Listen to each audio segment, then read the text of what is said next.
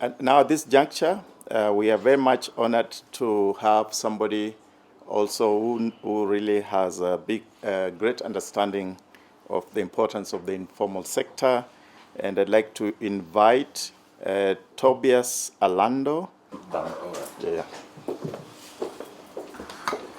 Good morning. I want to thank the organizers for inviting us for this session. Our contribution to the GDP has stagnated at about 7 to 9% in the last 11 years, and there is an intention to move that up to 15% by 2020. It is an ambitious plan that cannot happen without addressing the gap which is the informal sector. Because the informal sector largely, if taken well care of, would contribute to the growth of manufacturing and agro-processing sector in this country. Now, to the topic of digitization.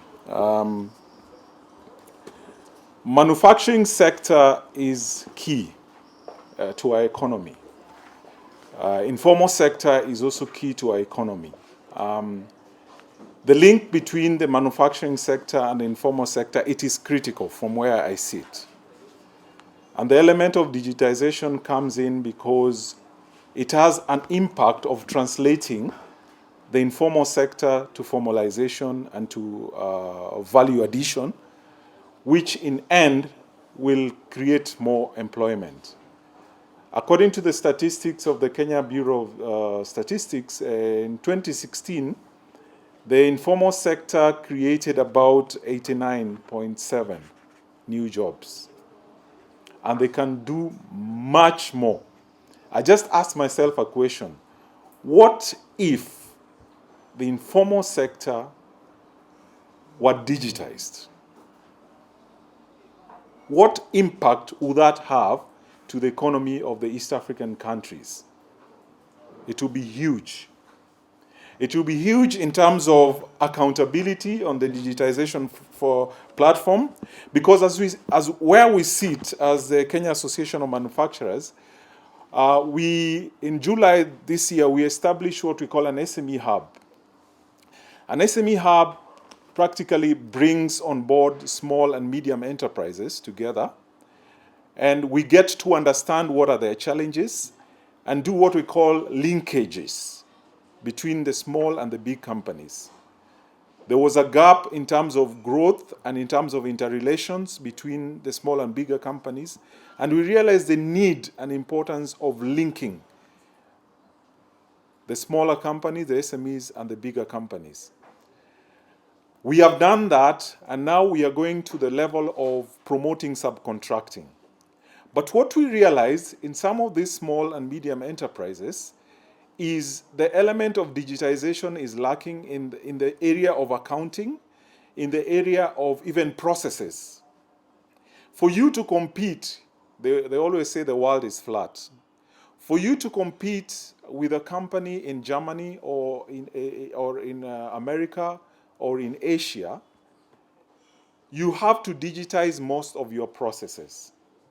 The Industrial 1.0 now requires that every industry automate their processes. An order, someone sitting in India or in Europe can make an order of a suit or of a shoe just by clicking a button, and it is processed in Uganda, in Kenya, or in Tanzania because of digitization. You don't need the process of I need to know someone somewhere to market. Because you have automated your processes, you are able to produce from anywhere in the world, and you're able to compete. The reason why we are not at par with the like-minded industries in this world is because we have not automated our process. We have not digitized our process. We are still doing a lot of manual in terms of production, in terms of accountability. We do a lot of manual processes. The good news is that there are solutions that have been designed even to fit the informal sector in terms of accounting of your processes, in terms of your productivity. There are even machines that right now have been designed to fit the specific needs of the informal sectors. The question we ask ourselves, are we ready to adopt the change? Or the change will swallow us? Please ask your neighbor, are you ready to adopt the change? And let them give you an answer.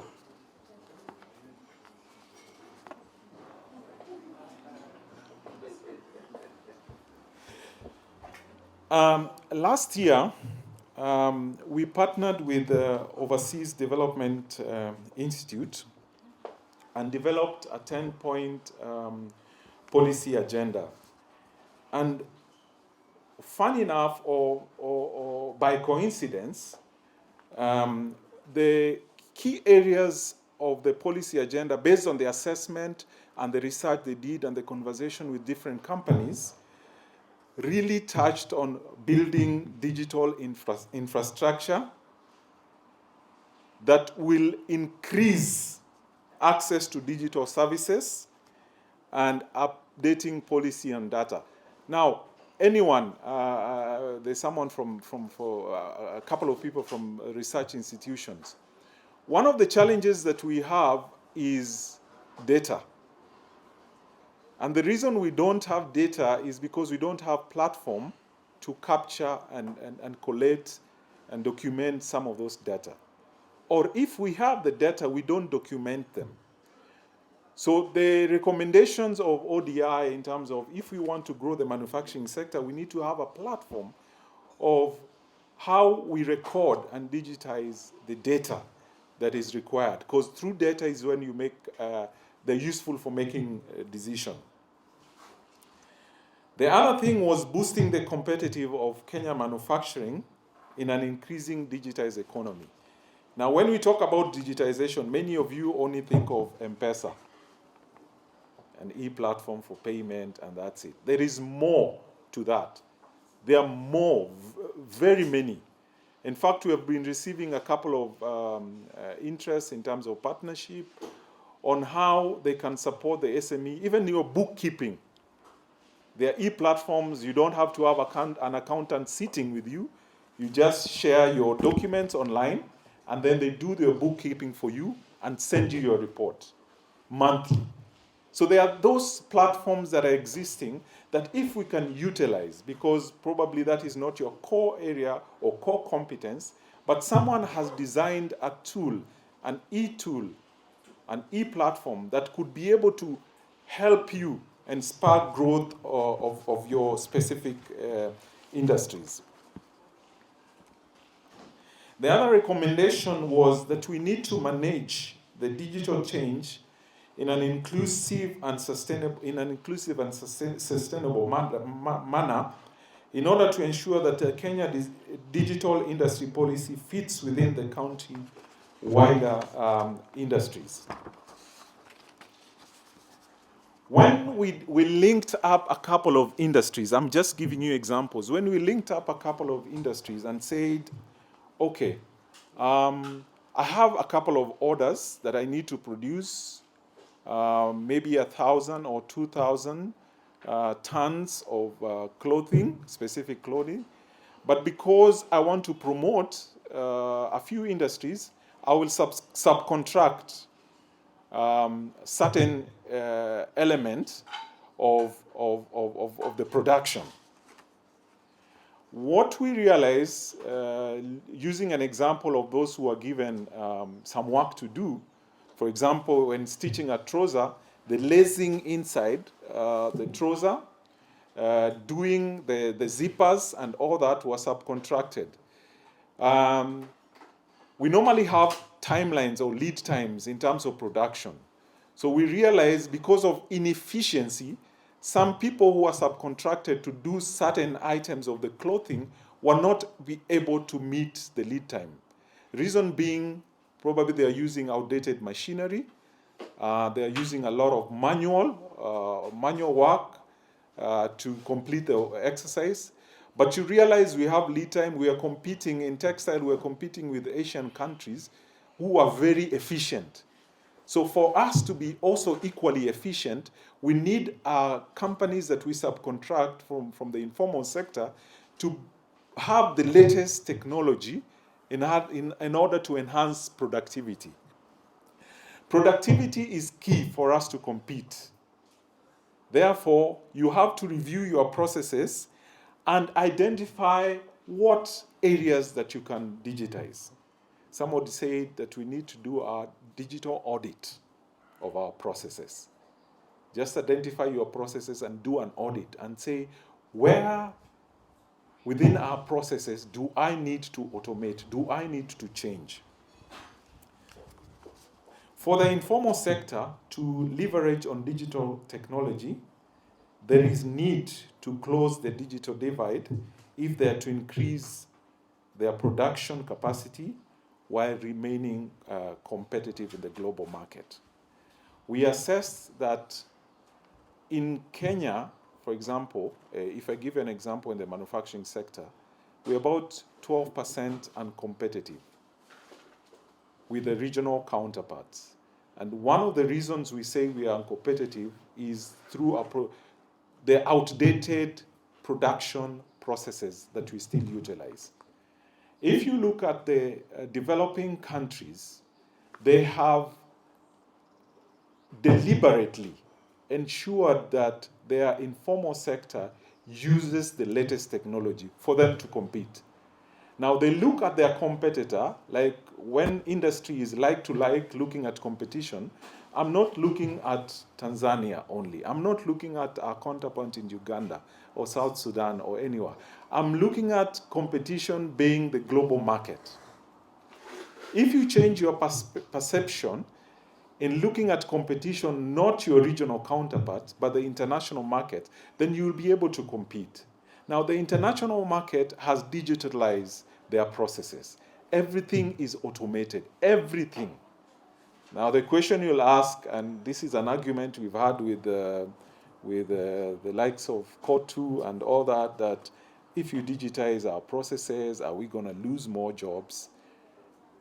Yes, in the short term, you lose more jobs, but in the long term, you'll create more employment because your productivity will be at the level and at the level of other international players. Ladies and gentlemen, digitization is here with us to stay. Whether we like it or not, it is here with us. It's only upon us to change and to fit. Otherwise, we'll be driven out of competition. From the point of Kenya Association of Manufacturers, we are ready to work with like-minded partners to support the informal sectors. We are ready to identify the needs and the areas of subcontracting. We are ready for mentorship programs where we are going to support the informal to formalize. We are ready to work with you in every aspect so that we may promote our industrial growth, we may create more employment, and we may digitize. Thank you very much. When you go to the market in Nairobi where the informal sector takes place, those markets were created by a 1928 bylaw, which is known as the Hawkers Bylaw of 1928. The traders and artisans that the colonialists found, they told them that we shall not give you space in the city, but you'll be doing things on the peripheries. So they have a long tradition accumulating from the 1928 bylaw. And if you read critically that bylaw of 207, you see it's only the language that they have said. They have changed the language from barter to cash. It is the same principle of the bylaw that defines the informal sector. The other thing that makes the informal sector survive while other businesses are dying, because it has a long tradition of self-reliance and determination to thrive and flourish. Since these are individuals who are about to create livelihoods, they strive to thrive. they don't want to give up, they don't want to cross. So even when it is at the worst, they still strive and thrive so that they can live.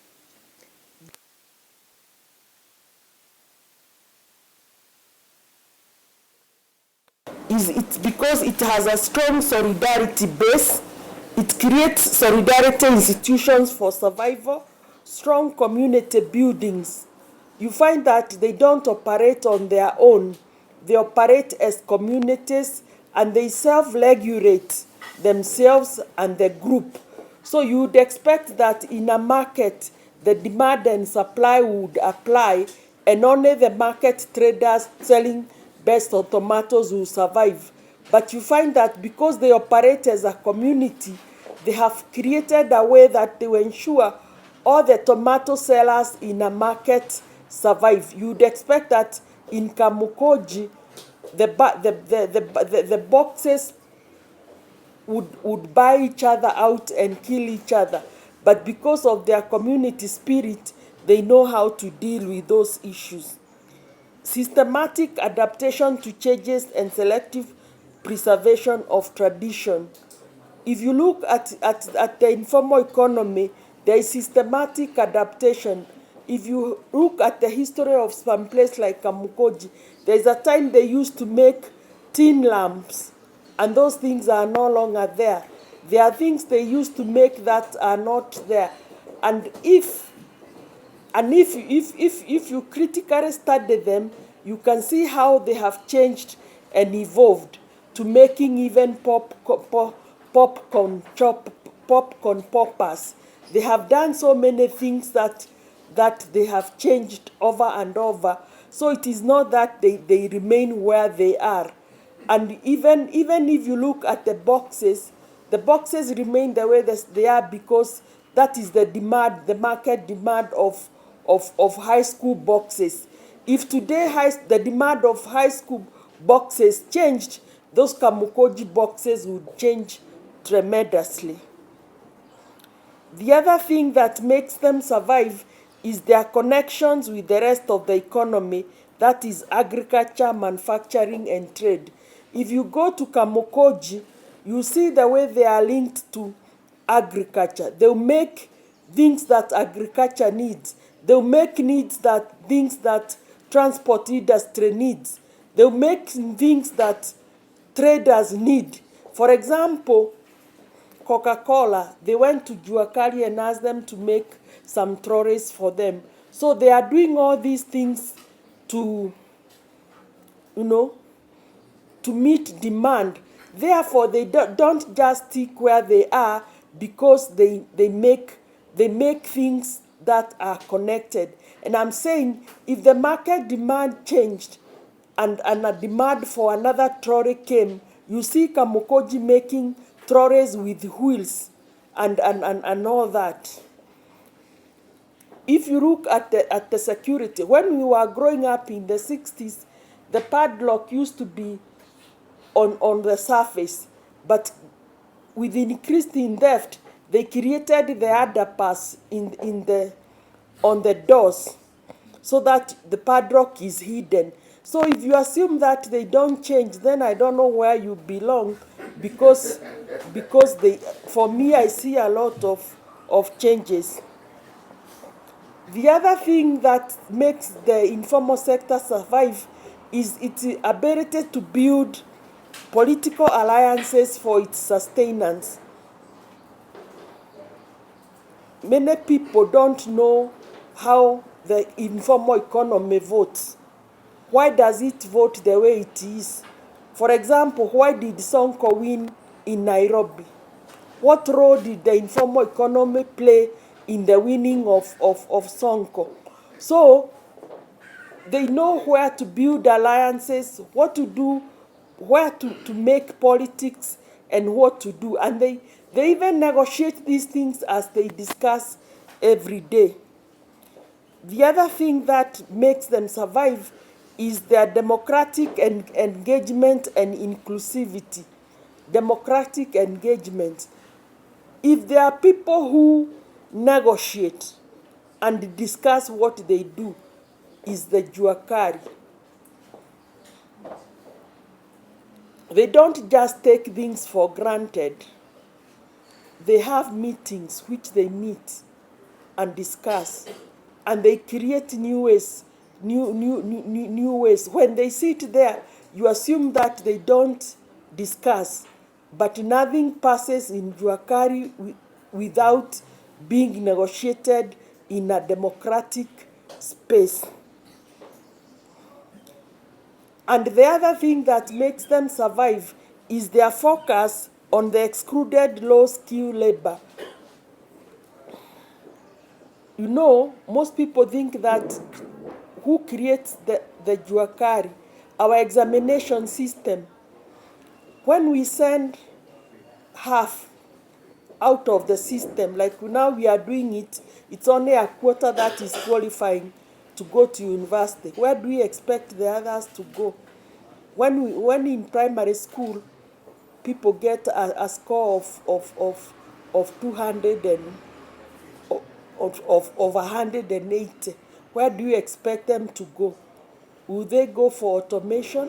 In fact, the way we are doing in our education now, we are not even preparing for automation.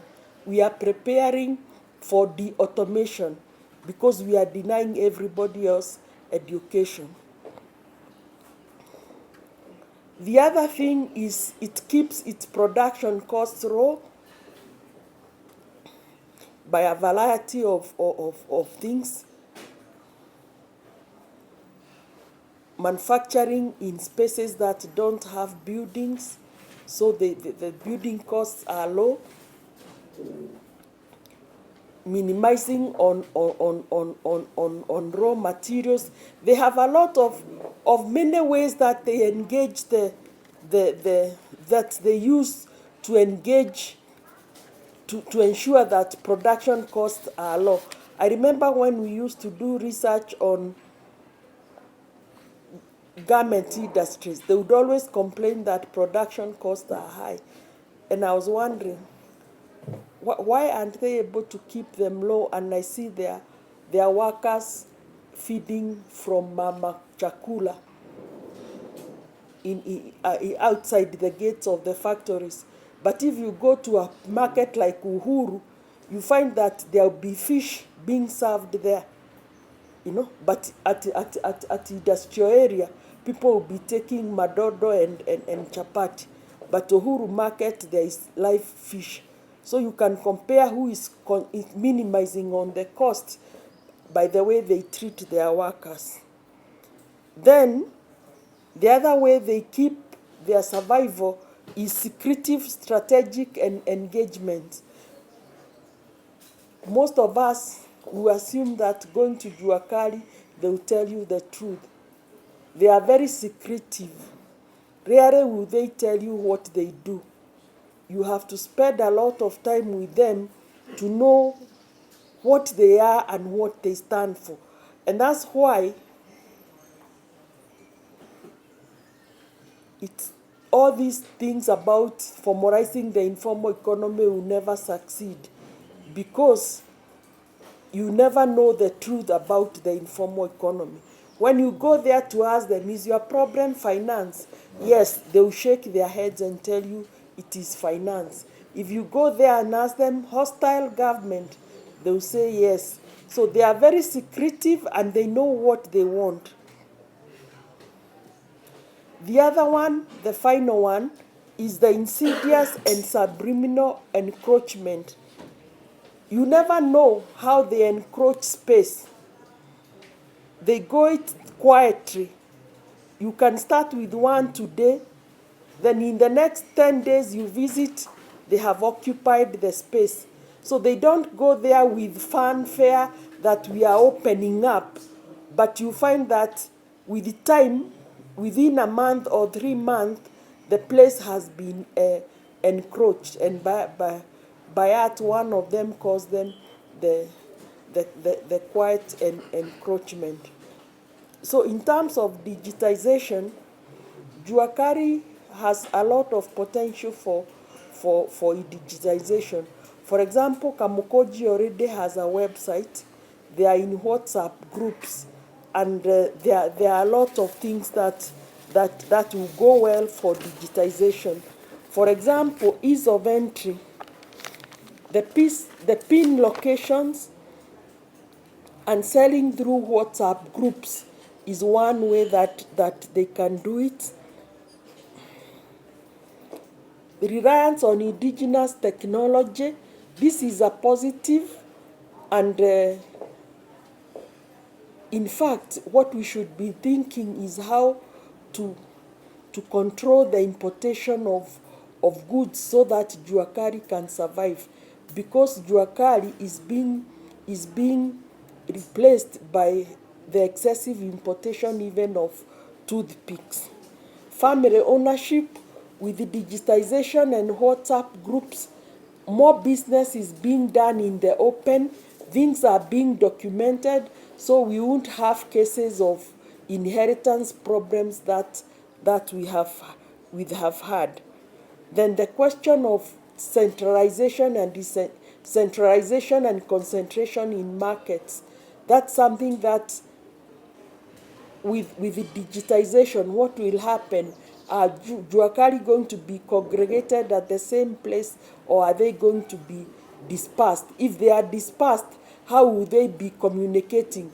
But as long as we have infrastructure that does not support decentralization, we are going to have concentration, because we are doing the expressway from the airport to Westlands, but we are not doing the expressway from Jiro and Kariobangi, where most of the informal sectors work, to come to the city. So really, even if we speak of automation and all that, we are not really doing what we are supposed to do. So what happened to subcontracting? The subcontracting bit can only be enhanced if there is also infrastructure that creates, that creates and allows for movement. If I'm doing my work in Githurai and I need someone to polish my boxes in Kamukoji, how do we communicate? How do we relate? If I'm doing my work in Kawangware and I have somebody in Kibera, how do we communicate? Those are the infrastructures that we need to allow for digitization to be coming. Of course, welding, hammering, those ones we wish they would go with automation, but we hope that will happen. The other thing we are likely to see is the return of the craftsman. With the digitization, we see the return of the craftsman, because people will be doing their craft work at their own places rather than standardized production. The other thing we see is the family is being renegotiated with the digitization, and the master craftsman, where the trainers would be training Juakali people, slowly. This also is likely to change, because with the smartphone, the young men are likely to make things easier, and the master craftsman loses their training skill.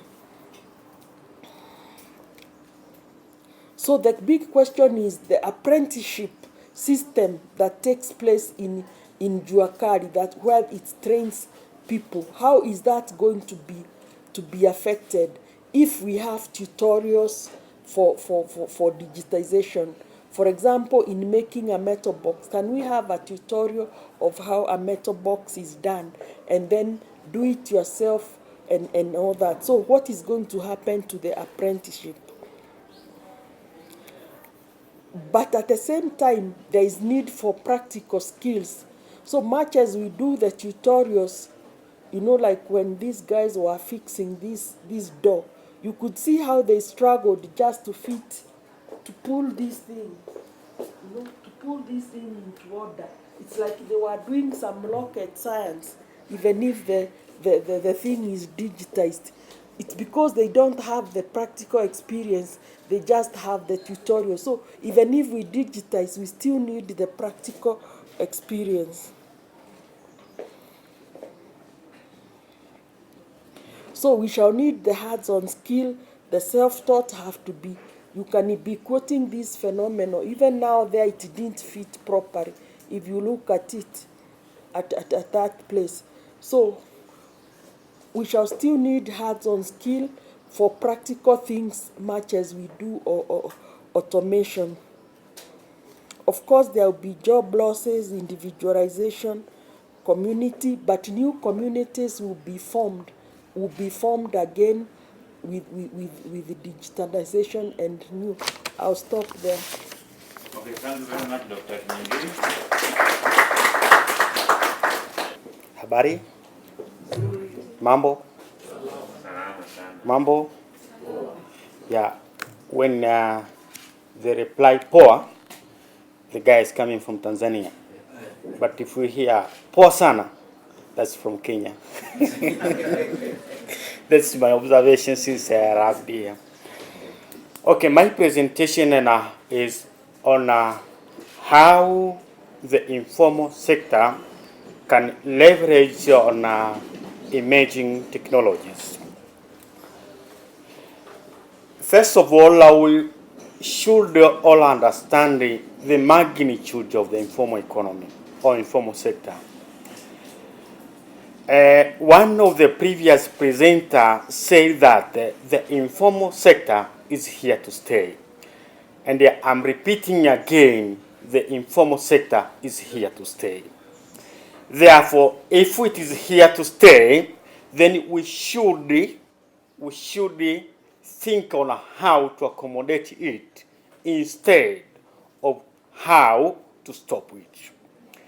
One of the mechanisms can be used to make it sustainable is the use of technology. You can see there the status of informal economy in Africa. The last one is about Tanzania. The recent research published last year, 2018, December, showed that the informal sector in Tanzania contribute 52 to 61% of the GDP. Can you imagine? Informal sector is greater than the formal sector. We should take into account. Now let's go, because I have been given 10 or less than 10 minutes, let's go direct to on how the informal economy can leverage on the emerging technologies. First of all, we understand that 9 or 8 out of the 10 business which are being introduced in sub-Saharan Africa, they collapse before going to the introduction stage. You know, a product life cycle, there is introduction stage, growth stage, maturity stage, decline stage. Now, most of the business, 9 out of the 10, collapse in introduction stage. One of the reasons is poor identification of the business opportunities.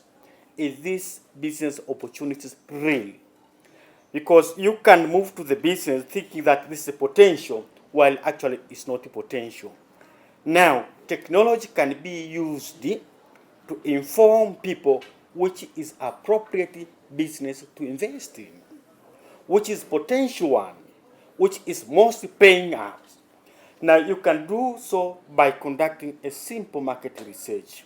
The informal workers can use technology to conduct the market research to understand which one is paying, which one will collapse soon. And that can be used through sharing the social networks or looking at the websites or sharing the idea with others. We have been told that these people have WhatsApp group where they communicate many things. Now, one can post his research idea there, then they will comment, get experience from the others. Therefore, through such sharing, you will know which one is potential and which one is not potential. The second one, research show that one among the reasons for the collapsing of informal enterprises is poor business management. Actually, all informal business are suffering from poor management. Remember, they didn't went to school, therefore they don't know how to manage their business successfully. Now, technology can be used to make the business strong by good business management.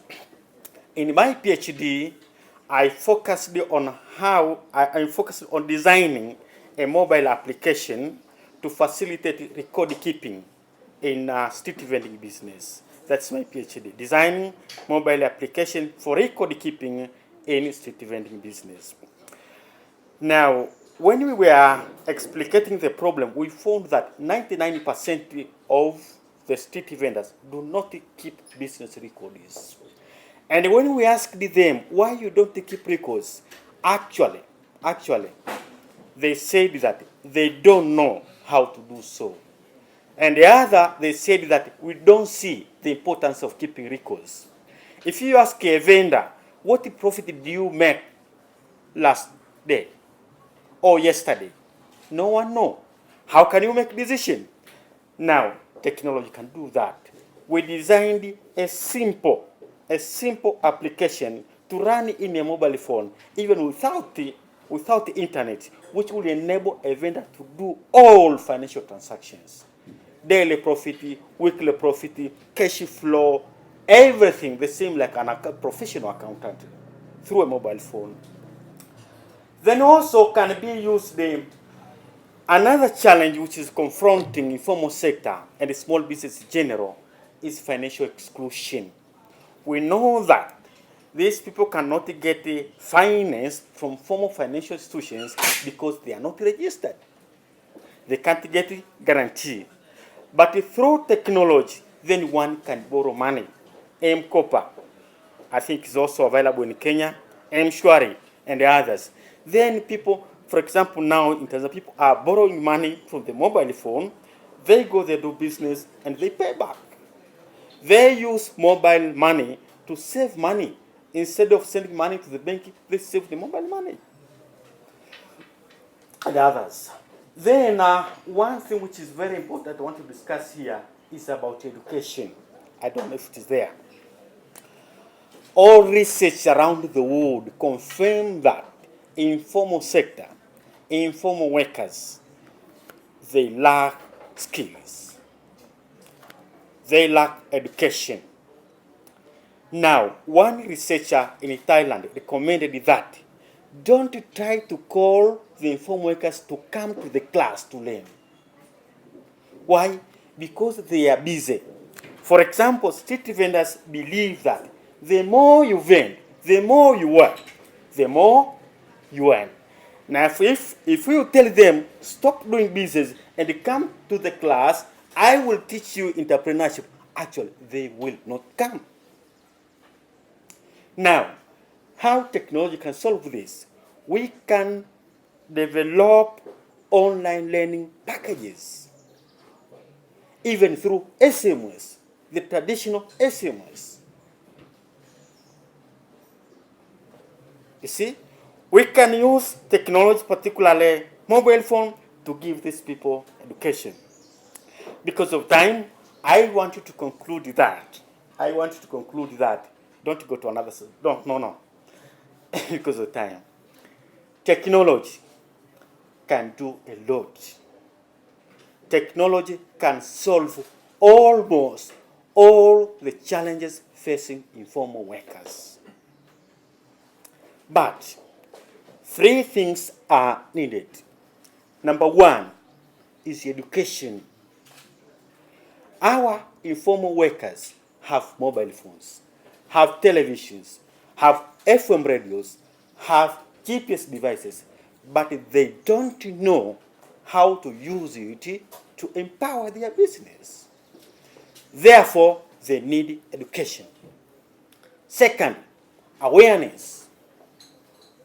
One of our research in Tanzania revealed, we asked the people if they know that one can borrow money from the mobile phone, mobile money. Actually, 85% of the respondents were not aware. They have mobile money, but they don't know if they can borrow money from there. Therefore, awareness is needed. And the last one is contextualization. Making this technology application applicable to the ecology of the informal workers. For example, some are running in English. Those people cannot speak English. Some are very complicated. Thank you very much.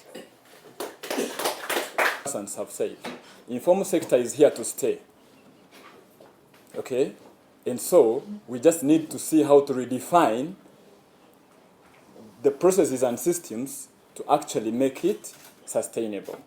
In the first case, whoever is not comfortable with the digital era, then I even don't know where you will find yourself, because you have no escape route. Just the way the informal sector is here to stay, digital era has set in and it is not going anywhere. One of the efforts I would want to urge our counterparts from the informal sector in the region, let's first appreciate what we do. It starts with us. That's the first mistake we are making. When you talk of informal sector, someone cannot ably think of a big manufacturing plant in the informal sector. When I like the term jua kali in Kenya and Tanzania, but in Uganda, when you talk of jua kali, they will know this other blacksmith down there whose return cannot even be 1 million.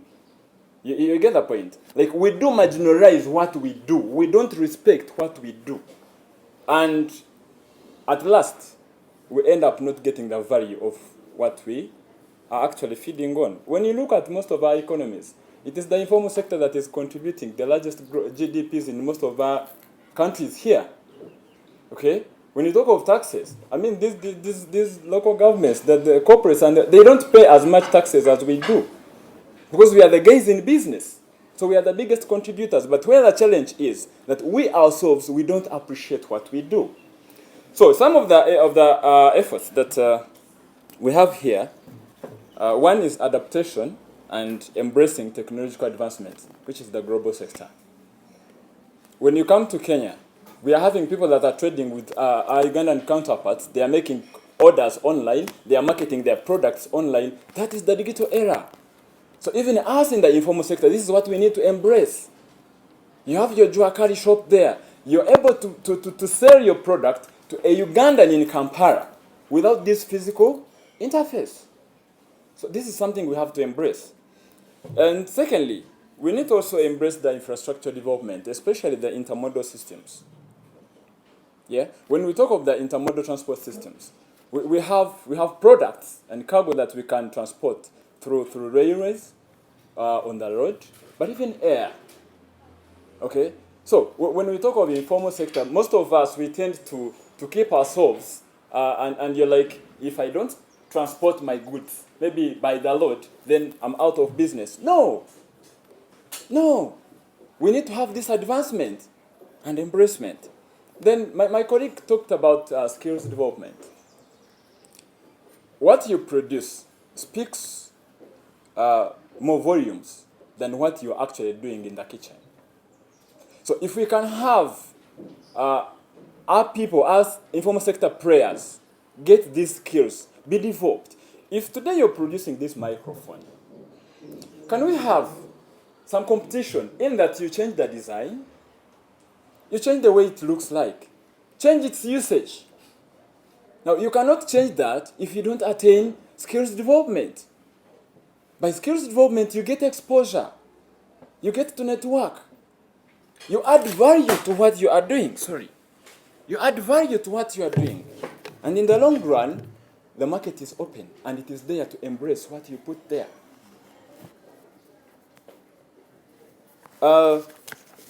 That's because of time. We also need to thoroughly identify our national potentials in the East African region. We should be the hub for the tourism industry. We should be the hub for the agriculture industry. Now, in the informal sector, why I had to first mention the digital era. If, for example, our friends in Germany, she's in East Africa, she knows our potential in agriculture. Now, it doesn't necessitate me to first get a basket of fruits to export to our country. No. But when I embrace this digital era, I'm going to every market, my small farm here in Kenya, to her and her families. Now, transporting my fruits to Germany, it may not be that costly because you start small. Okay? The quality of fruits that you're going to take from Kenya to Germany will be of a high advantage because of the quality that we have here. Look at the soils that we have. Very virgin. So, okay? So our products will be purely organic. And this is what they are looking for. But we are not appreciating that. Okay? Then, can we also embrace the issue of partnerships and linkages?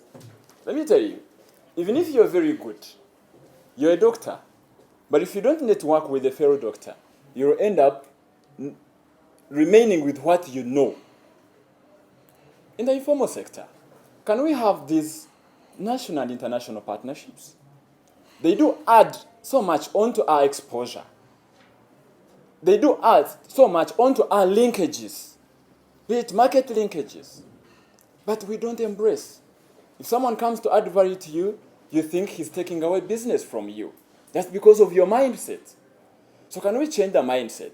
If we have such a function, such a workshop, IREN has really done a great job. But you find that there are some invitations that were extended out there, but people could not appreciate. They don't want to come here and get the knowledge. So, in a nutshell, I would want to urge every one of us to have a mindset change towards the digital era, towards value addition, towards enhancing our market linkages. Thank you all.